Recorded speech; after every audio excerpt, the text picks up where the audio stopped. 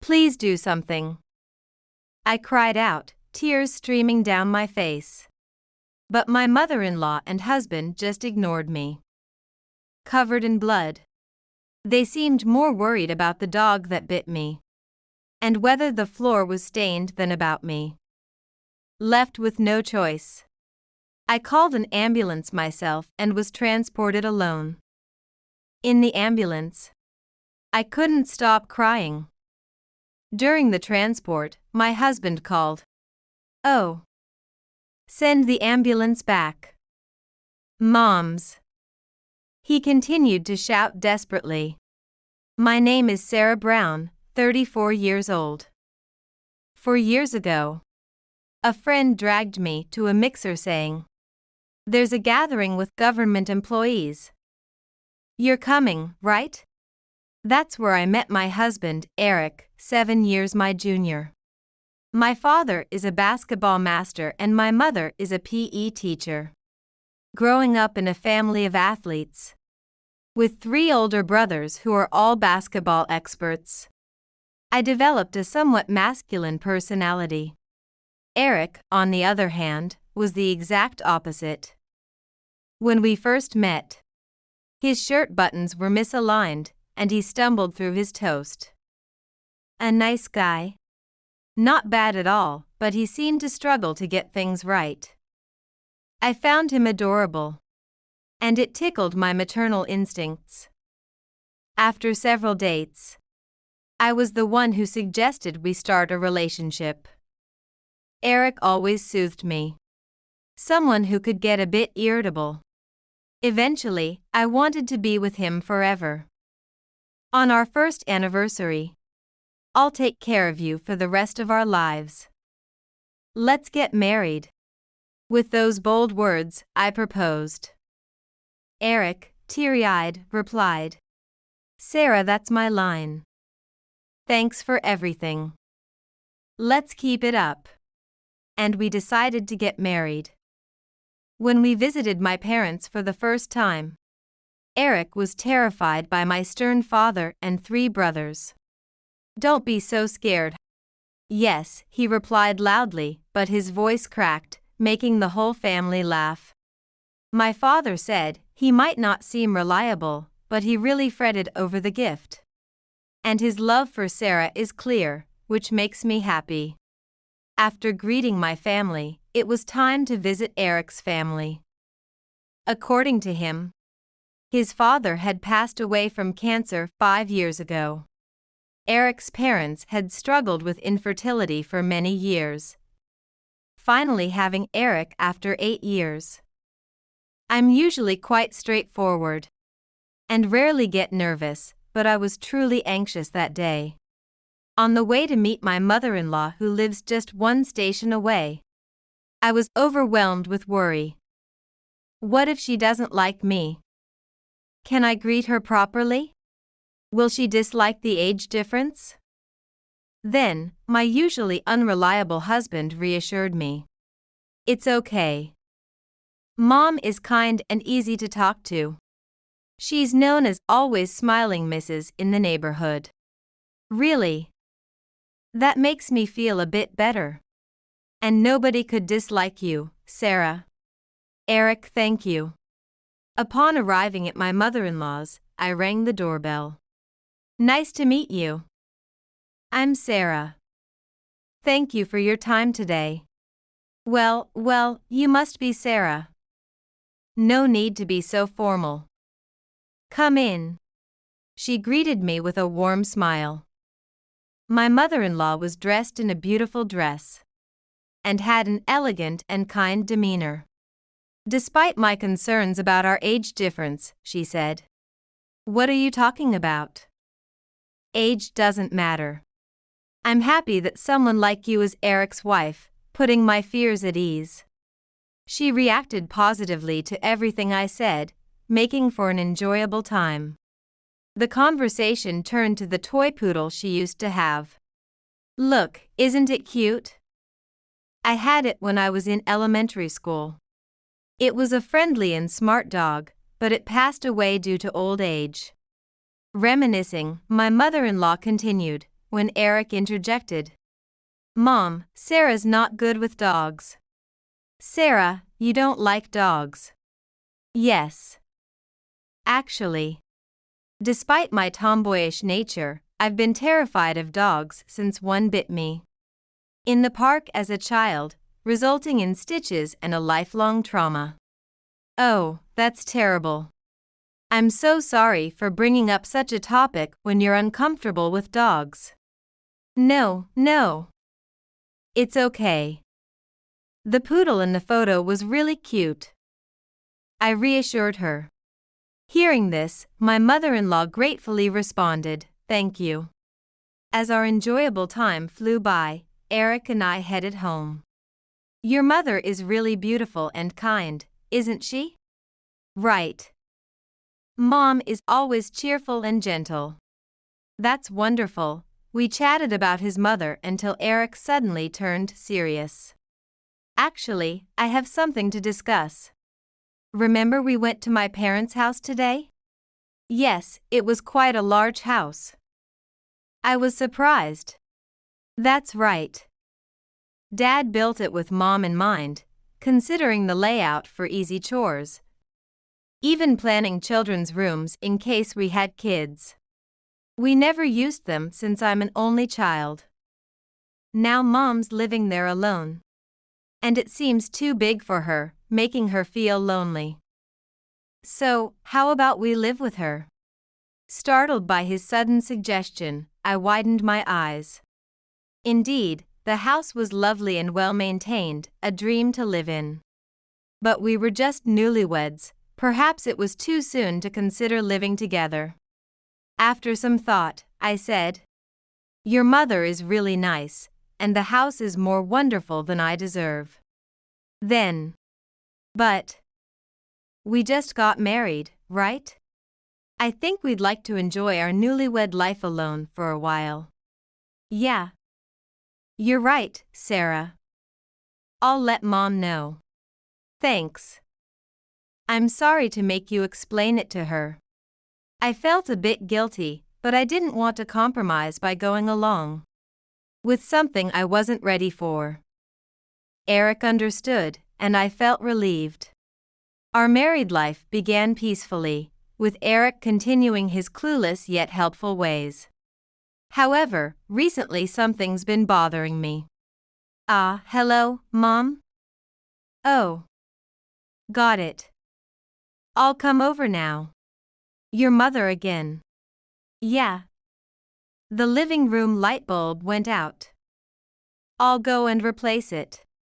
Lately, this had been the norm, whether it was weekdays or weekends. My husband was always rushing back to his parents' house. Whether it was because Mom bought a computer but can't set it up, or Mom overshopped at the supermarket and needs a ride. While I sulked about spending weekends alone, I realized how caring and considerate Eric was towards his mother.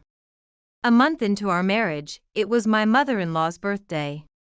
We headed to her house with a present and cake we had picked together.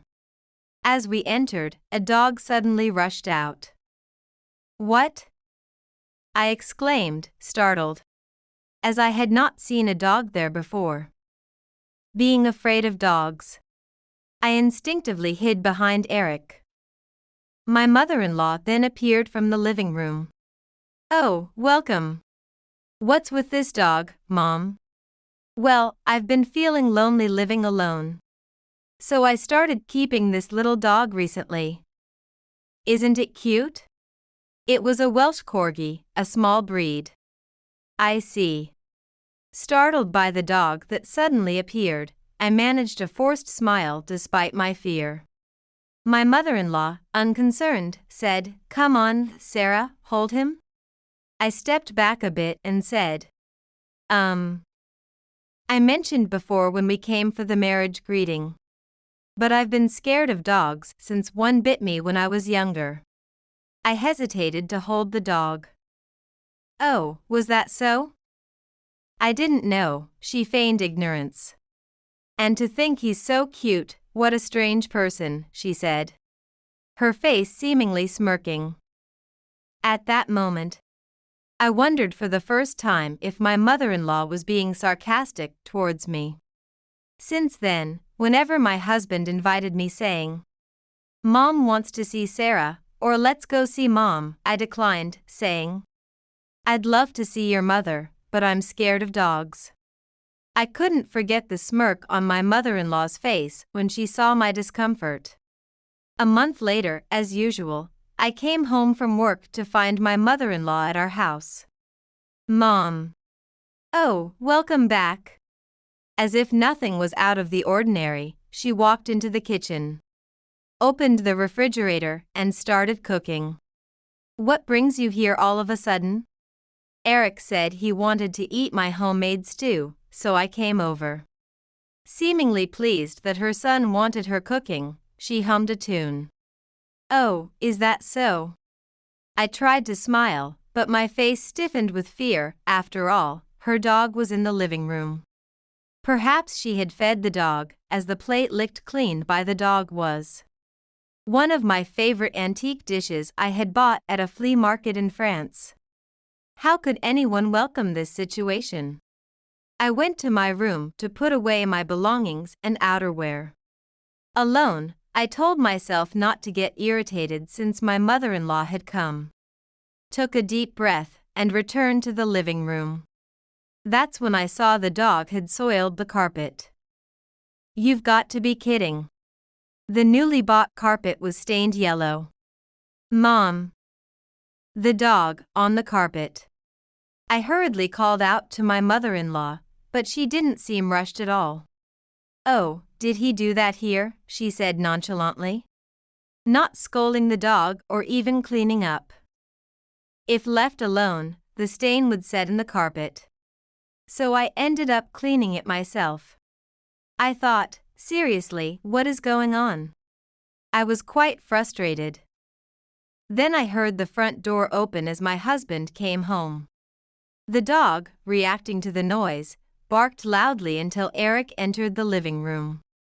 Even the barking scared me. Once the dog saw it was Eric, it calmed down, and I was relieved. The three of us sat down to eat my mother-in-law's homemade stew. During the meal, neither my mother-in-law nor my husband put the dog in its cage, so it wandered around our feet as if looking for scraps. My face froze in fear, and my mother-in-law remarked, "Sarah really is scared of dogs, isn't she?" Making such a frightened face. "I brought him along today thinking I'd help you get over your fear." Bringing the dog without asking, using my favorite plate, letting it soil the carpet, and barking, how could this possibly cure my fear of dogs? It only made it worse. I wanted to scream in my mind to put the dog in a cage or somewhere. However, my husband seemed completely unaware of my distress. "Mom is so kind. Taking such good care of Sarah." I thought, how is this taking good care? It's just pretense, it's actually harassment. And then there's Sarah, completely unacceptable. Shockingly, my husband began lecturing me. Me? What did I do wrong? Mom's been trying so hard, and yet Sarah keeps running away from the dog. And you refuse to visit my parents' house because of it. You're not trying hard enough. My husband, perhaps because his mother was present, started blaming me with an arrogant attitude. I'm sorry. With my mother-in-law there, I had no choice but to apologize, biting my lip in frustration. After that, my mother-in-law frequently brought the dog over. Every time, the dog ran around the house and made messes. But she ignored it, showing no intention of disciplining it. Feeling stressed from these days, I reached my limit one day and pleaded with my mother-in-law. "Please, I've told you many times that I'm scared of dogs. Could you please refrain from bringing the dog over?" Summoning all my courage, I begged. Then suddenly, my mother-in-law's demeanor changed drastically, and she yelled in a high-pitched voice. "I always thought so, Sarah. You're using the dog as an excuse to avoid me. How terrible. I was stunned. I hadn't said anything like that. Even more shocking was my husband joining in. Sarah. That's too much. Mom was thinking of you, and you've been avoiding her. That's rude, apologize to her. I protested. Eric, you and Mom know I'm scared of dogs, right? And yet you keep bringing him over. And every time he makes a mess, I have to clean up. It's too much. My mother-in-law frowned, snorted, and retorted. Just love the dog. You're old anyway. You probably can't even have kids. Is that what you really think? Because it's true. You're already 34. It's getting difficult to get pregnant, right? But my son is still 27. He's still got his future ahead of him. And here you are, a haughty older wife. She began to complain. She had said age didn't matter. I was shocked to learn my mother-in-law's true feelings. I couldn't stand her staying longer and tearing my heart apart. Please never come back, I said, tears filling my eyes. Offended by my words, she retorted, "What an arrogant daughter-in-law," and left with the dog. From that day on, my disdain for my husband and mother-in-law grew. My relationship with my husband, who had defended his mother and blamed me, became strained, and we hardly spoke. One weekend, Eric spoke to me earnestly. "Sarah, I'm sorry. I should have considered your feelings more." Eric. I was relieved, thinking he finally understood my feelings. But then he said, "Let's go apologize to Mom now." What? Why does it turn out this way? Was I wrong that day? It doesn't matter who's wrong. Don't upset Mom. Please, just apologize. Ultimately, he hadn't understood anything. My feelings didn't matter to him. He forcibly took me to his parents' house. When we arrived, my mother-in-law was standing with her hands on her hips, waiting for me. Mom. I'm sorry about that day. Just to appease her, I apologized as my husband had instructed. But then she said, "I'll forgive you if you hold the dog." It was hopeless. This woman was unreasonable. I had apologized even though I wasn't at fault. And I had tried to compromise many times. Yet this was her attitude. "I've told you multiple times, I can't do it," I stated coldly. Then, enraged by my response, my mother-in-law forcibly pushed the dog towards me. In a reflex, I pushed the dog away and screamed, causing the startled dog to bite my hand. Ouch! My hand quickly turned bloody red. Do something, I pleaded with my husband and mother-in-law. However, my mother-in-law only worried about the dog, saying, "Poor thing, got scared by such a loud scream." And my husband was checking if the floor was dirty, showing no concern for my pain. Deeply disgusted by their lack of empathy, my bleeding wouldn't stop. I managed to push the dog away and called an ambulance on my phone. Soon after, the ambulance arrived.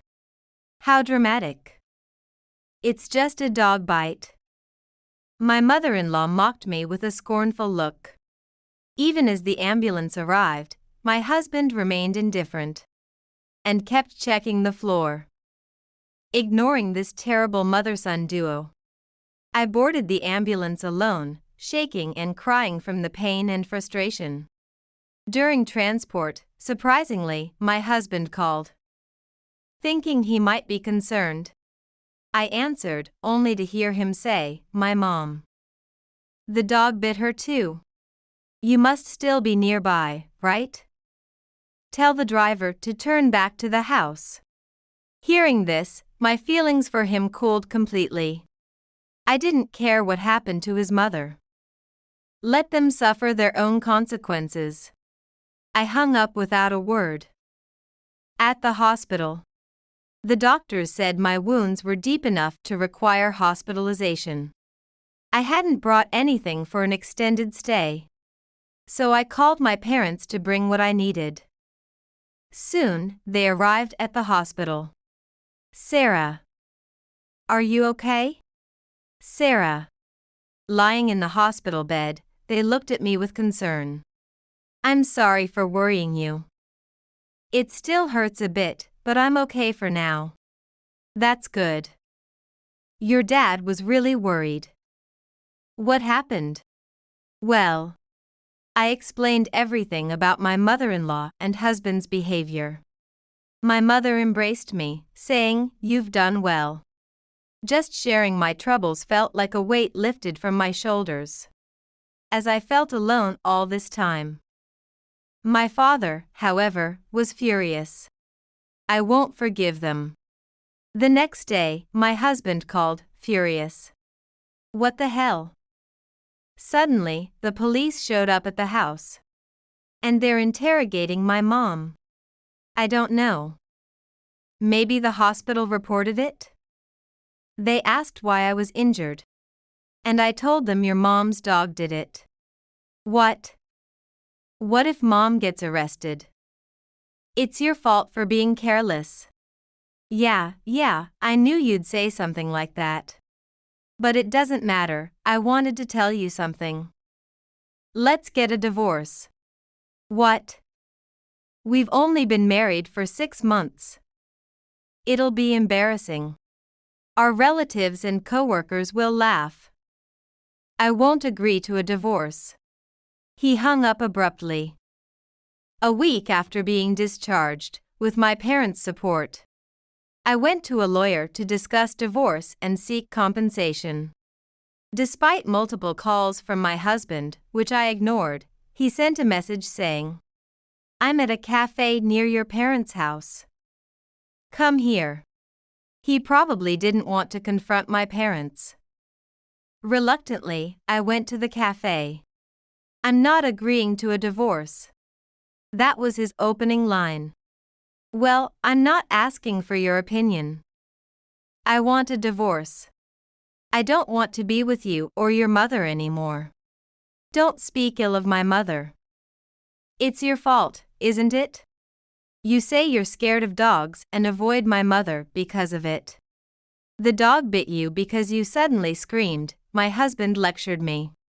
As I sat there, dumbfounded by his words, my father and 3 brothers entered the cafe.